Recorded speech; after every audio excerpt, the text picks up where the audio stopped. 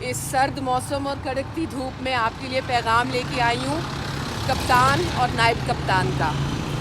वो फरमा रहे हैं कि सारी कौम निकले, 8 फरवरी को निकले वोट देने के लिए, पीटीआई की कामयाबी के लिए और इंशाल्लाह आगे पाकिस्तान की कामयाबी के लिए। क्यों निकलना ज़रूरी है? क्योंकि ये आपके मुस्तकबिल की जंग है, ये हमारे मुस्तकबिल की जंग है और ये जंग हमें कटने लगी है। ये जंग लोटे और लुटेरों को हराने की जंग है। ये लोटा टॉक्रेसी जिसको कहते हैं ना, उसको ख़त्म करने की, हमेशा के लिए दफनाने की जंग है।